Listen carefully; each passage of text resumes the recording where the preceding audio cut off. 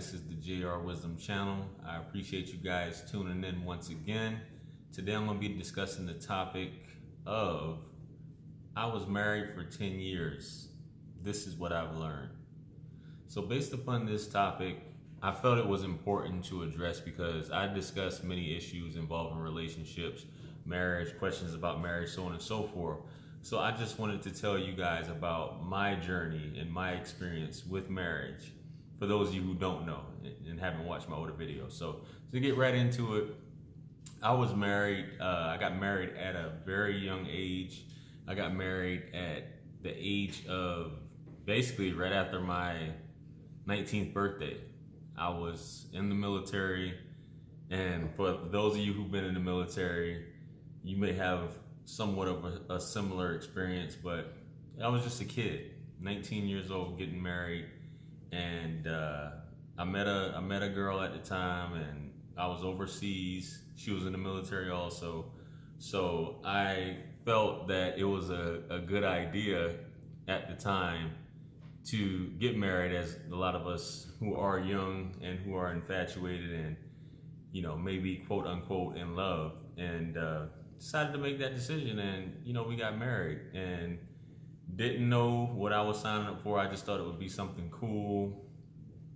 And a lot of us who do these things, we may have come from a house or a family where we may not have seen it in particular, and we may have seen things on television, so on and so forth, and maybe that's what we always wanted. I know that's kind of like my story, which this is a different video I'll cover as far as being young and getting married. So the thing about it, what I didn't really learn, you look at these things in retrospect, but there are some lessons that I've learned along the way. And one of the first things I've learned overall, and like I said, you look back at it, is being that young. I was fresh out of high school. I didn't know who I was. And a lot of young people tend to not know who they are. That's why they go to college, go in the military, so on and so forth.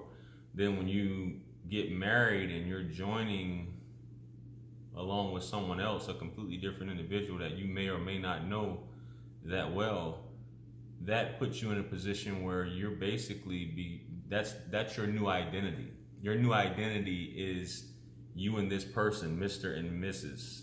So that new identity that you adapt, it comes with certain things. It's not just you anymore.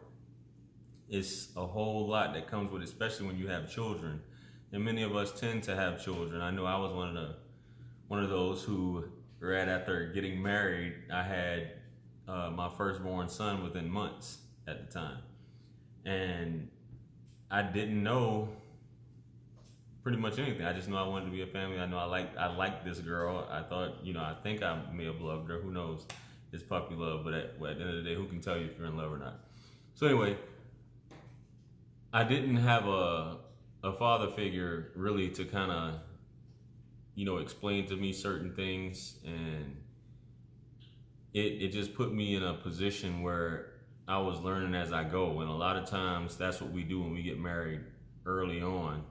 We're not complete individuals. And when I say complete individuals, you're still learning about yourself. So when you're married and you're learning this person while learning about yourself at the same time, you're bound to make a lot of mistakes, as young people do, but especially in a marriage, you're bound to make mistakes, and you don't really know what you want, and you may come across individuals, circumstances, things that you want to do that the other person may not want to do. And this could go for man or woman in terms of these things. And you have to always think about that person. Now, I would find myself, for the most part, not really knowing, on my journey, not really knowing how to treat a woman, so to speak, especially a wife, and what it is that she needed as a young lady growing into a woman. And over time, you just get comfortable, you get complacent.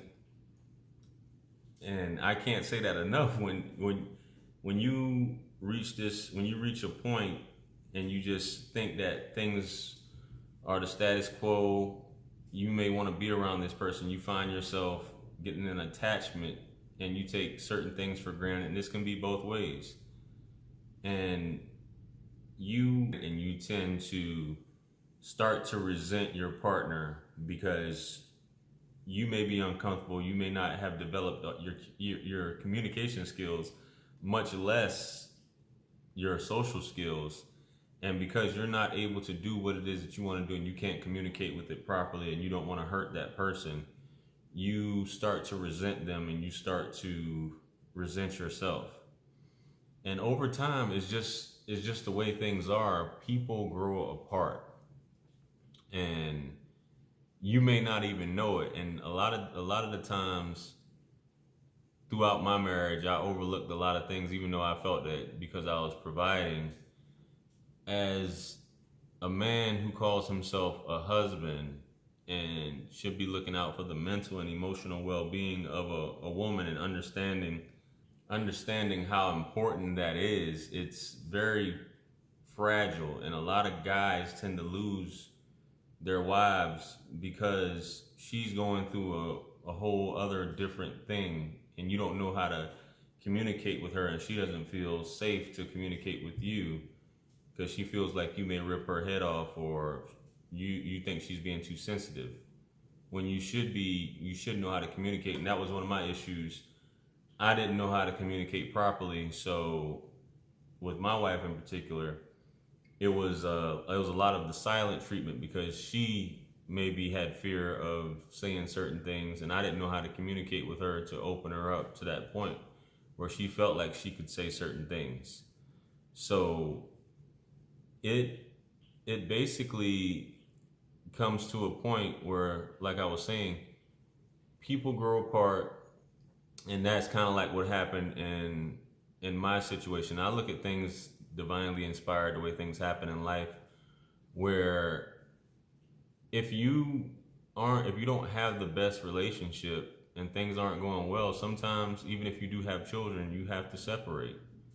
If you can't work it out, and I was one of those people who didn't want to do counseling, didn't want to do therapy. I just felt that between a man and woman, you should be able to talk to each other and communicate without an outside objective third party coming into your marriage and relationship trying to tell you what it is that you need to do. And by the time I wanted to actually do that, it was too late. So, and it's perfectly understandable. So I feel that you can be, I believe in marriage, don't get me wrong. I feel that you can be friends, you can be in a relationship outside of marriage, but it's like a lot of times marriage will destroy a friendship, believe it or not. And in my case, this was someone I didn't know that long. A lot of people get to know each other or are together for years, even decades, and never even get married. And they sometimes have the best relationships. And there's statistics, which I'm not going to get into in this video. There are statistics about the divorce rate and, living together and experiencing one another. But I think my biggest thing was not knowing who I was, and her not knowing who she was and what she wanted in life. And like I said, as you go through life, you discover these things, and you can't, unless you know and you're whole before approaching a marriage, you can't look for marriage to make you whole. And a lot of people say, well, you complete me, you do this. Maybe they're referring to a certain part of things as far as you are a whole, but what are you completing? The fact that you have someone, it's whatever reason, but the biggest thing about having a marriage is being whole, being complete before you even come to this marriage, and you being able to complement each other. And you guys can be friends regardless of what happens. And that's what I think is so important, more so than marriage, is people being friends forever, being able to help each other forever, being able to look out for each other.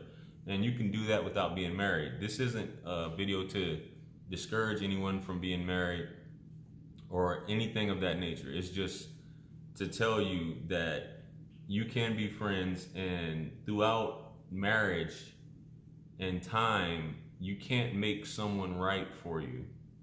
You can't force someone to be right for you, and they can't do the same thing.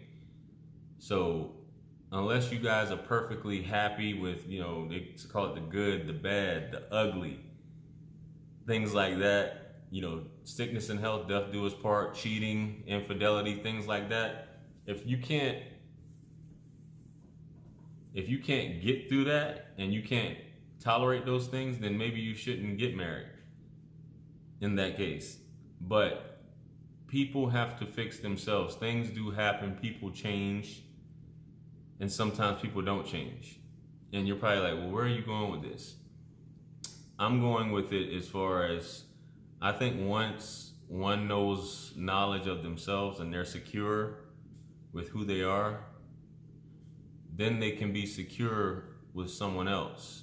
But I feel sometimes, and you can walk through a mall, you can do people watching if you're into that. I'm not really into that, but I do pay attention to people from time to time. You can be in a restaurant, you can be at the mall, you can be walking about, and you can just notice some people they're just together to be together. They don't even look at each other. Sometimes they don't talk to each other. They're just there. And now that we have these phones, they definitely don't talk to each other. So they may be looking at a phone, reading a newspaper, and it's just companionship. And I think, and I've said this before, the older we get, we're just looking for companionship. That's when they say looking for someone to grow old with. They're looking for companionship there, because many people are afraid to be alone. And that's one of the insecurities that I believe is one of the reasons why I got married, is because of having that security of having someone always being there. But I'll get into that on a different video, because it's, I would like to do a correlation on why people get married, especially if their upbringing or their family are people who aren't loving people and don't know how to show love and are very, indifferent or standoffish, or basically are just there.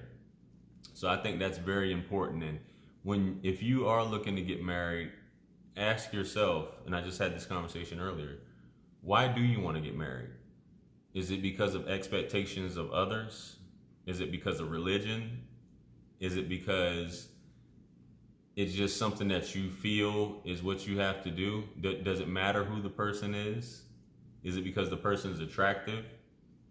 Those are some of the biggest things. But overall, what I've learned is I've learned to communicate better. I've learned my shortcomings. I've learned to be more of a high value man after this whole thing, after getting divorced. I've learned how to better myself and fix myself as far as those deficiencies. And I think that that's so important, because many of us can be married 40, 50, 60 years to the same person, and we may have a lot of ill qualities or bad qualities or negative qualities that our significant others may tolerate, but other people may find them as being negative or unattractive qualities about us. But I think these things allowed me to, pursue certain things, allowed me to create this channel, because obviously if I was still married, I would have never created this channel. So it allowed me to explore certain things, to seek knowledge, and to really identify what it is that's wrong with me, and for whatever relationships I'm in the future, what can I do to change it? What can I keep doing that I was doing right before? Things like that. So that's the biggest thing that I've learned, and I encourage you all to seek knowledge, seek understanding, develop your social skills, communication skills, understand what your partner is looking for. And that's one of the reasons for this channel, is to try and, bring my shortcomings to you and what I've learned and what I feel is better for communication for both males and females, to better understand each other based off of my experience. So with that being said, that's my story. That's what I've learned. That's the advice that I offer to you. If you're on the fence, or if you're stuck in a position where you may be facing divorce soon, this is something that I have to offer to you. And If it's not much, you know, feel free to contact me based off your, because this isn't going to be a blanket coverall. This is just my experience. If you would like to contact me and you need some advice, feel free to reach out. If you got any comments on anything I've said just now, feel free to comment below. The same thing as well. If you got any topics you'd like me to discuss in reference to this, check it out also. And feel free to check out any of my videos here that's about to pop up here shortly that is related to this topic to find out more about marriage, what men and women are looking for from my experience, and things like that. So with that being said, I appreciate you guys tuning in. Peace be upon you in the mercy and blessings of the Almighty. And remember, anything lost can be found again except for time wasted. I'll catch you guys on the next one. I'm out of here. Peace.